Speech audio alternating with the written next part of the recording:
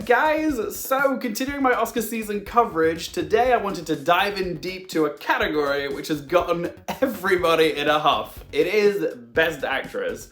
I thought that Best Supporting Actress was going to be the tightest race to call this year, but after the results of the SAG winners, I think Best Actress has officially become the toughest category to call. Any one of the 5 nominees would be a worthy recipient, but the real pickle is trying to figure out who the Academy is going to pick come April 25th. So that's why I'm here to help you guys with your predictions for Best Actress. How this video is going to work is I'm going to go through all 5 of the Best Actress nominees. I'm going to list their pros and cons, what's working for them and against them winning that Oscar. Then I'm going to give you some analysis, and then I'm going to tell you who I personally want to see win, and then I'm going to tell you who I think will win. If you like my content, please do help support my teeny tiny channel by hitting that thumbs up button and subscribing for more Oscars content. Also, please do get involved in the comment section down below. Who do you think is going to win Best Actress? I want to hear justification. I want to hear your compelling arguments as to who you think it's going to be, because I've spoken to lots of Oscars pundits and there is no clear consensus when it comes to predicting Best Actress. Everyone has a different opinion. So yeah, let me know who you think it's going to be. Also, I will be doing a live stream reaction to the Oscars on April 25th, so if you want to watch the Oscars with me, be sure to subscribe to the channel and turn on that little bell notification so you're notified when the link to the video has gone live. We'll drink, we'll laugh, we'll answer questions, we'll react to the winners. It'll be a good laugh, and I would love to share that night with you guys. All right, so let's dive in with our first nominee. Going alphabetically, first up we have Viola Davis for her performance as Gertrude Ma Rainey in Ma Rainey's Black Bottom. First of all, pros. What's working in Viola Davis's favor to win Best Actress? Well, for starters, let's talk about that SAG win, which was the catalyst for making this video. Viola Davis hadn't won any major precursors and was starting to be seen as a long shot. But her win at the SAGs has very much put her back in the race, and it's thrown everyone's Best Actress predictions into a tailspin, and I am so here for it. A win at the SAGs is important. Not only does it mean you have the support of the acting branch, which is the largest branch of the Academy. Remember, there's also a lot of overlap with the voters at the SAGs and the Academy Awards. But the winners for Best Actress at the SAGs have matched with the Oscars 19 out of 26 times since its inception. So it's a pretty reliable indicator as to who is going to win the Oscar. She's also portraying a real-life figure from the entertainment industry. The Academy loves seeing a performer playing a performer. It's a role that they themselves can connect with, so it is quite baity. She's also an Academy favorite. She's been nominated 3 previous times and won once already for Best Supporting Actress in Fences back in 2017. Interesting fact, Viola Davis is currently the most nominated Black actress in the Academy's history with 4 nominations. She was previously tied with Octavia Spencer with 3. So what about Viola Davis's cons? What's working against her winning? Well, for starters, Ma Rainey's Black Bottom shockingly didn't get a Best Picture nomination. Even though it did quite well, it did get 5 nominations in total. The Best Picture snub was a surprise, and it can be damaging because the Academy tends to prioritize Best Picture nominees first out of all the stuff that they've got to watch when they come to make their votes. So if your film isn't in a Best Picture contender, there's an argument that it's less likely to be seen by the majority of the Academy.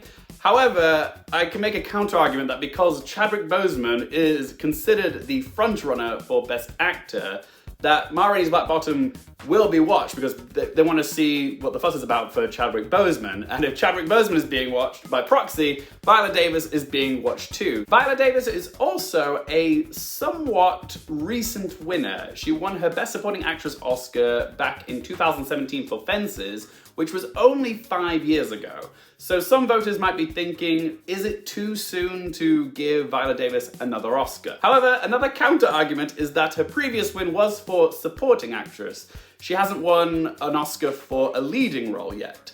And a lot of voters might be thinking that because Viola Davis is the most nominated Black actress in the Academy's history, that she would be a great and deserving pick for the recipient of the 2nd ever Black Best Actress winner. The last and only time that we've ever seen a Black actress win Best Actress at the Oscars was for Halle Berry in Monsters Ball back in 2002. So It does seem like we are long overdue for another black actress to win, which does mean that's a pro for Viola Davis and Andra Day. But another thing to bring up, which might be seen as a con to some people, is that Viola Davis is, to some, considered to be in the wrong category. Some argue that she is a supporting character rather than a lead. Even though she's the titular character, the story arguably is more about Chadwick Boseman's Levy than it is Ma. In fact, Viola Davis only has 26 minutes of screen time in this film. So the classification of her character is a bit ambiguous. Is she leading? Is she supporting?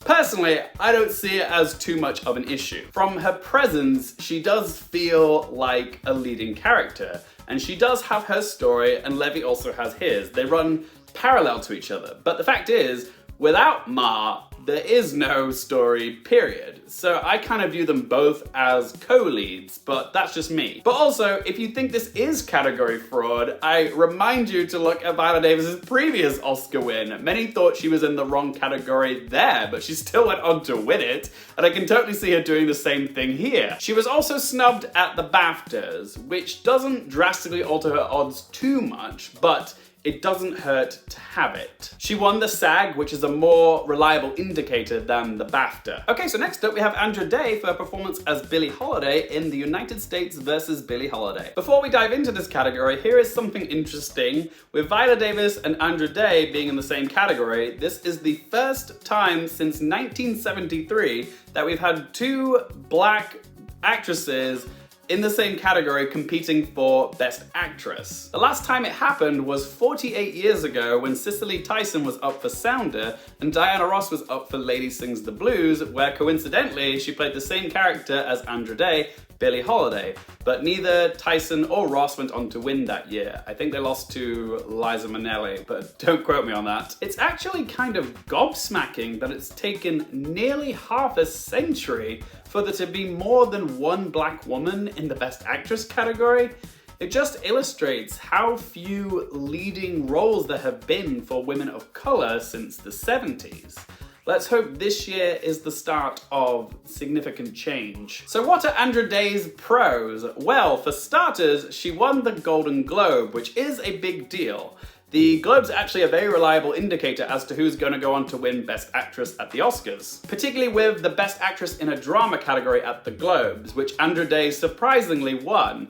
Let me put it this way, in the last decade, 8 out of the 10 Best Actress in a Drama at the Globes went on to win Best Actress, and 2 for comedy went on to win. Those were Olivia Colman and Emma Stone. So it's actually a very reliable precursor to go off of. And like Viola Davis, Andra Day is also playing a real-life American singer, Billie Holiday, which is a type of role that the Academy loves to acknowledge. And arguably, Andra Day's role is more Oscar baity than Viola Davis's. Even though they're both playing legendary singers, what separates the two of them is that Andra Day is the focal protagonist in a biopic, and the Academy loves a biopic. Whereas Viola Davis is one of the main characters in a stage adaptation, which shouldn't matter too much because Viola Davis did previously win for a stage adaptation, but biopics are the Academy's bread and butter. And Billie Holiday's story is one of extreme hardship. Drug addiction, prison, abuse, she died young. There was so much tragedy in her story, and the Academy loves a bit of tragedy, and The United States vs. Billie Holiday has plenty of that. Arguably, it's a much meatier role than Viola Davis's. But that does lead me into my cons, with the fact that Viola Davis and Andra Day are playing similar roles, as in influential black singers of history. If the Academy wants to award the second ever Black Best Actress winner, is there a risk that they might split the vote? Some voters may be thinking, let's give the seasoned professional her first leading actress Oscar, whereas some others might be thinking, let's give the up-and-coming ingenue who had far more screen time her first Oscar rather than giving Viola Davis her second. So there is a risk that they could cancel each other out by splitting the votes. Also, Andra Day may have won the Golden Globe, but she failed to land nominations at BAFTA and SAG. and in recent Oscars history, no Best Actress recipient has ever managed to win without at least having a BAFTA or SAG nomination. But just because it hasn't happened yet doesn't mean it won't happen. History suggests she won't win, but sometimes history is made. I mean, we hadn't had a non-English speaking film win Best Picture until last year with Parasite, did we? But another thing that's working against Andra Day is that The United States versus Billie Holiday wasn't well received by critics. Now, this shouldn't matter too much because critics don't vote at the Academy Awards. But if your performance is in a film which isn't particularly liked, then it can affect your odds. And with Andra Day being the sole nomination for The United States versus Billie Holiday, that implies that it isn't a very liked film. And like Viola Davis again, her performance wasn't in a Best Picture contender. So there's a very real argument to be made that Andra Day's performance just might not be seen by the vast majority of the Academy. And some of you might be saying, what about Viola Davis? Like I said previously, I'm not so worried about Ma Rainey's Black Bottom being seen because it's got 5 other nominations. Andra Day is the sole nomination for this film. There's less incentive to prioritize watching it because it only has 1 nomination. However, on the flip side of that argument, Oscars history has proven that leading women can be championed even if their film that they're in isn't heavily nominated. In the past decade, we've had Meryl Streep, Julianne Moore, Cate Blanchett, and Renee Zellweger all go on to win Best Actress despite their films only landing 1 or 2 nominations. Heck, Julianne Moore was the sole nomination for Still Alice, just like Andra Day and Vanessa Kirby in Pieces of a Woman, who I'll be discussing shortly. So it is possible for an actress to shine in a mediocre film and go on to win the Oscar. Okay, so next up we have Vanessa Kirby for her performance as Martha Weiss in Pieces of a Woman. So what are Vanessa Kirby's pros? Well, for starters, she's one of only 2 nominees to land nominations in all 5 of the big awards bodies: Critics' Choice, BAFTAs, SAGs, Golden Globes, and Oscars. And she actually has a good chance of winning at the BAFTAs. She also won the Best Actress Volpi Cup at the Venice Film Festival. Previous Best Actress winners Emma Stone and Olivia Colman both won the Volpi Cup. And for a moment, she was considered as the early frontrunner for Best Actress, but that sadly does bring me into my cons. While she was a credible frontrunner at one point, her path to victory has become a steeper and steeper uphill climb. There was a bit of controversy surrounding Kirby's film Pieces of a Woman, with allegations of misconduct from Kirby's co-star Shia LaBeouf. So it has had some bad press, this film. Kirby also hasn't won any of the big precursors yet. Like I said, she does have a decent chance at the BAFTAs because it's her home turf, and her seemingly biggest competition, Carey Mulligan, wasn't even nominated there. But Pieces of a Woman has been underperforming over award season. Like Andra Day, Vanessa Kirby is the sole nomination for this film. And with the lack of a Best Picture nomination, or any other nominations for that matter, I can't see voters going out of their way to prioritize watching this film. So there is a risk that her performance might not be as seen as much as some of her fellow nominees. But again, it is possible for an actress to triumph at the Oscars even if they're in an average film. And just because there is a bit of controversy surrounding the film that you're in doesn't mean you can't go on to win the Oscar. Look at Rami Malek and Bohemian Rhapsody and the triple production with Bryan Singer. Okay, so next up we have Frances McDormand for her performance as Fern in Nomadland. What are Frances McDormand's pros? Well, like Vanessa Kirby, she has been nominated in all 5 of the major precursors. However, like Vanessa Kirby again, she has yet to win any. However, she has won a ton of awards for this role in the critics groups. McDormand is also the lead character in arguably the clear frontrunner for Best Picture, which doesn't hurt. In fact, it helps substantially because it means everybody is watching Nomadland, and the effectiveness of Nomadland rests on the shoulders of McDormand's gentle and humble performance. She carries that film. If the Academy wants to give Nomadland Best Picture, then they might want to award Frances McDormand too, because she is Nomadland. Frances McDormand is also well respected in the industry, and she is beloved by the Academy. She has been nominated for an acting Oscar 5 previous times, and she's won twice for Fargo and 3 Billboards, which does segue me nicely into my cons for Frances McDormand. She is a recent winner. She won her previous Best Actress Oscar for 3 Billboards 3 years ago. So she's going to be fighting a been there, done that narrative. Will the Academy want to honour her so soon after her previous victory? Also, I just mentioned that Nomadland is the frontrunner for Best Picture, and Frances McDormand was a producer on Nomadland. So it's very likely she's going to be receiving an Oscar for producing Nomadland that night anyways. So some voters might be more diplomatic with their votes. They might be thinking, oh, if Frances McDormand is going to win for producing Nomadland, then I don't need to give her the acting Oscar as well. We can spread the love around and give someone their first or second Oscar in Viola Davis's case, instead of giving Frances McDormand her third acting Oscar and a producing Oscar as well. Side note, if Frances McDormand does win, she will be the only current woman to have 3 Best Actress Oscars and the second most awarded Best Actress recipient ever. Only one woman has ever won 4 Best Actress statues, and that's Katharine Hepburn. And yes, Meryl Streep has won 3 Oscars, but one of those was for supporting actress. I'm talking strictly Best Actress. Okay, so last but by certainly no means least, we have Carey Mulligan for her performance as Cassandra Thomas in Promising Young Woman. So what are Carey Mulligan's pros? Well, for starters, her performance is in a Best Picture contender. Also, Promising Young Woman seems to be the most talked about film of the Best Picture nominees, and it's got exceptional word-of-mouth buzz, this film, and that's mostly because of Carey Mulligan's performance. Mulligan has also won one of the big 5 precursors, the Critics' Choice Award. I also took a poll on Twitter, and you guys seem to think that Carey Mulligan is going to be winning this. She got over 50% of the vote, so she has the popular vote. Her next pro is also kind of a con, depending on which way you look at it. The role of Cassie, a woman doling out social justice on predatory men, does seem very attuned to today's social and political climate. Arguably, Carey Mulligan has the most prescient role of the 5 nominees. And now that the Academy has diversified its membership to include more people of colour, more younger people, more minorities, and more women, there might be enough support from this younger demographic who supported the Me Too and Time's Up movements to get behind. However, there is an argument to be made that the role that she's playing might be polarizing to some voters. It might be seen as too edgy or as an attack on men, which is ridiculous, but it is something you do have to consider. This is also a role that the Academy loves to see from an actor.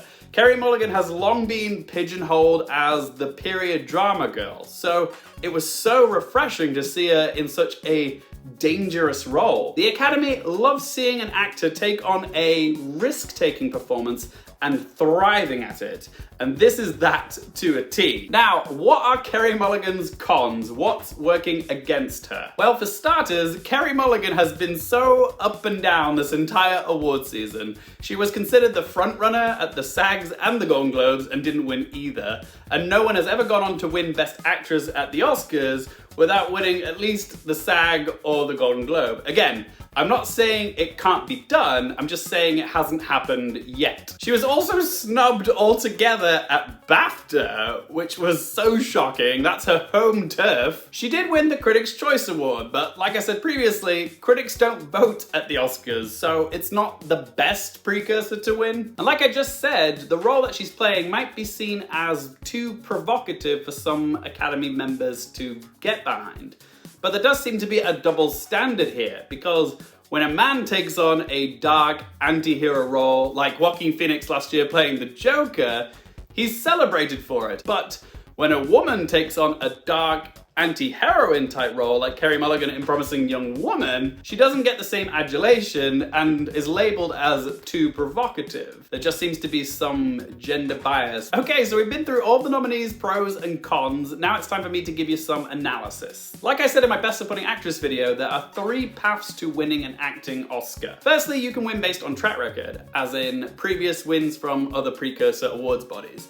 Secondly, you can win based off of narrative if you have a good story that can really be an advantage to help you win the Oscar. And thirdly, you can win based off of the strength, skill, and merit of your performance. But like with Best Supporting Actress, Best Actress is also a stacked year. Any one of the 5 nominees could win based off their performance ability. If we're going based off of track record, then Carey Mulligan and Frances McDormand have the most wins from the critics groups. They both have like 20 plus awards apiece.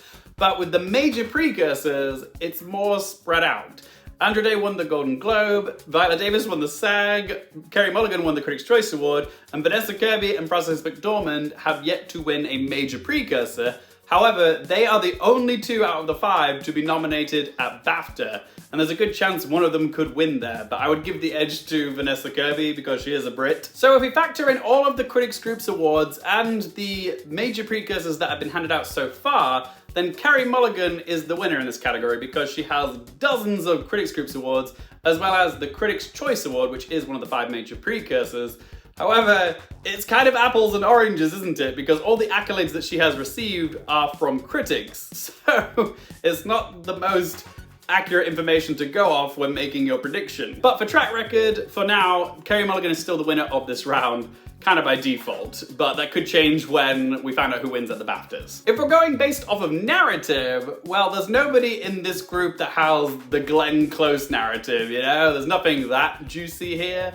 Like, 2 out of the 5 nominees are first-time nominees, Andra Day and Vanessa Kirby. Carey Mulligan, this is her 2nd. For Viola Davis, this is her 4th. And for Frances McDormand, this is her 6th nomination for acting. But there's nobody here that feels overdue for recognition.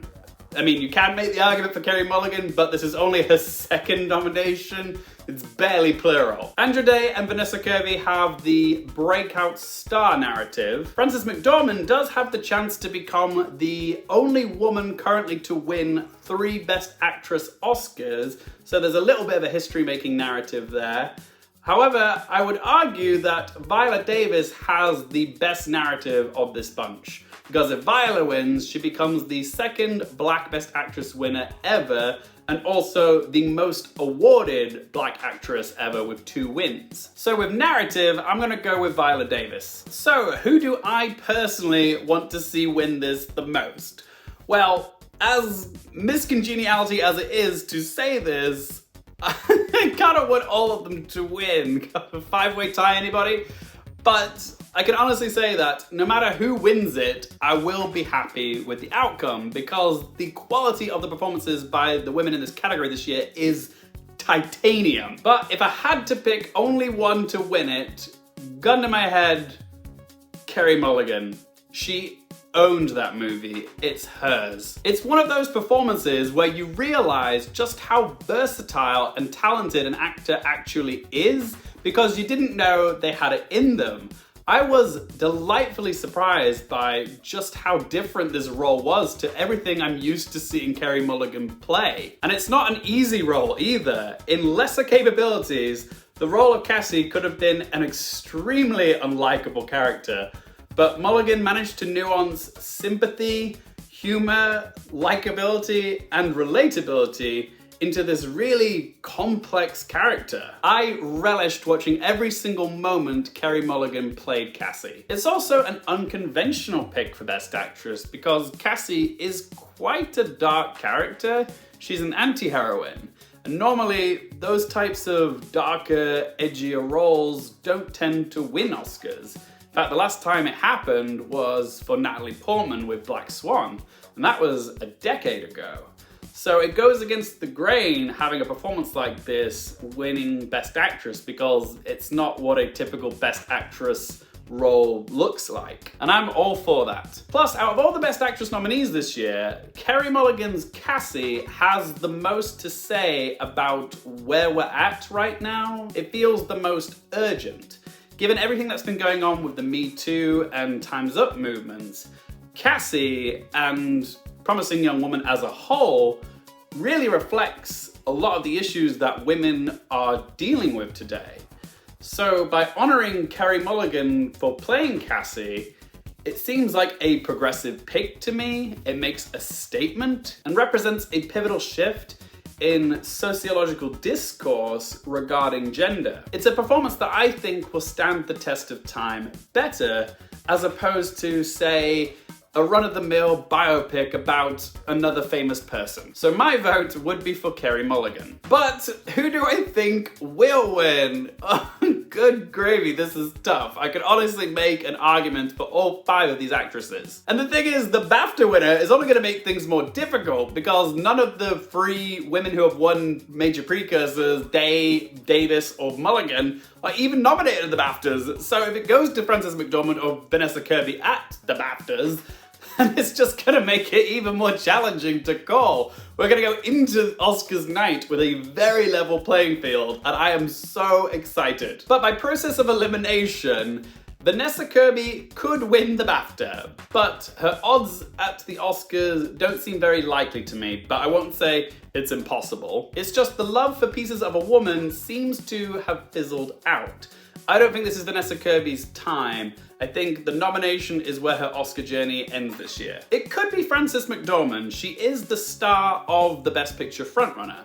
However, the fact that she is most likely going to win an Oscar for producing Nomadland that night makes me think that the Academy won't feel the need to give it to her, especially with her winning Best Actress not that long ago for 3 Billboards. Andra Day could win it. She has the perfect Oscar baity role that the Academy eats up, a historical figure with a good amount of tragedy. It was a transformative role. She's front and center. It's a real star vehicle role for an actor. And also she would make history as the second ever Black Best Actress winner, so she does have a narrative. However, despite her win at the Golden Globes, I'm having doubts that enough of the Academy members will have seen The United States versus Billie Holiday. She was the sole nomination for that film. And because this is Andra Day's debut film role, there's no real sense of urgency to acknowledge her. Not like there was for Julianne Moore when she was the sole nomination of Still Alice. So I don't think this is Andra Day's year either. So that means I think it's gonna come down to either Viola Davis or Carey Mulligan. 2 tremendous performances, either one I would be happy to see win, but trying to decide, I have been going back and forth all day. It is so damn difficult to call. Like I said previously, I personally would love to see Carey Mulligan win her first Oscar. But when it comes down to who I think is gonna win, I'm gonna say Best Actress 2021 will go to Viola Davis. And here's why. As much as I want to see Carey Mulligan win, and there's still a very good chance that she will, there's a few deciding factors which I think give Viola Davis the most minor of edges. I'm talking millimeters. For one, Viola Davis won the SAG Award, which means she does already have the support of the largest voting branch at the Academy. Secondly, even though I think Mulligan's performance will stand the test of time better than Viola Davis's, I just think it's more prescient and memorable than Ma Rainey.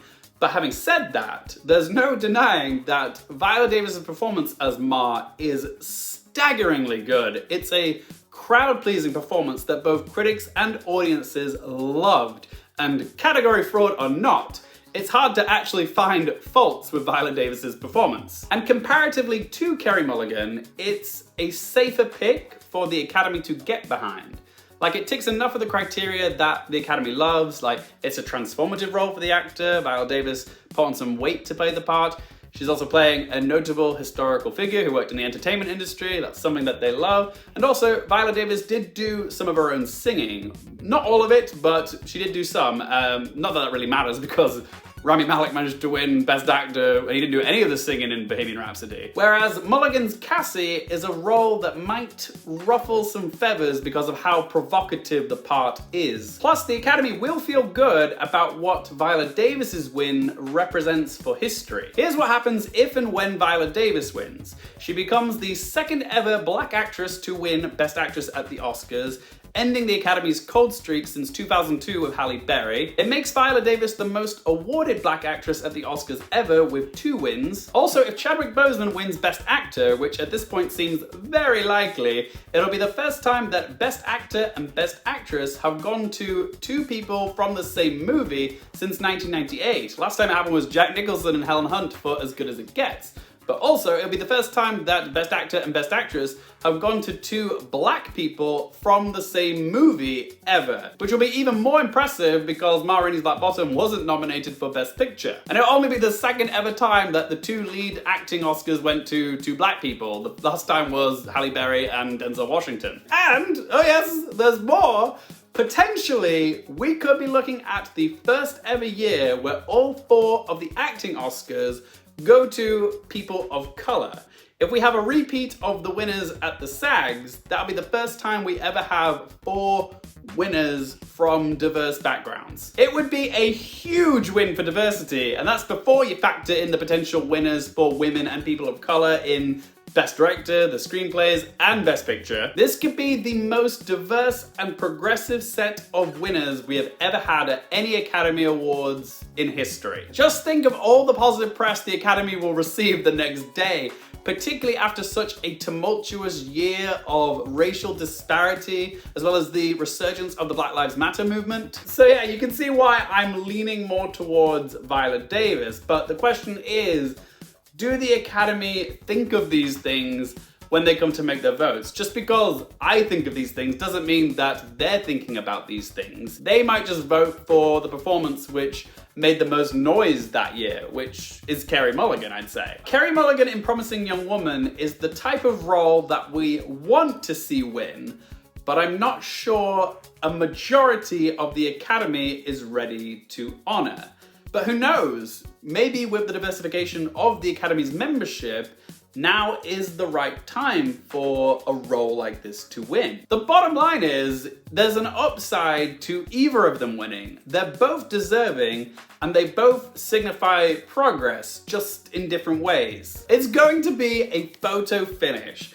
I can see Mulligan winning this, and I personally would prefer that, but I think Viola Davis has the teeniest, tiniest edge at the moment.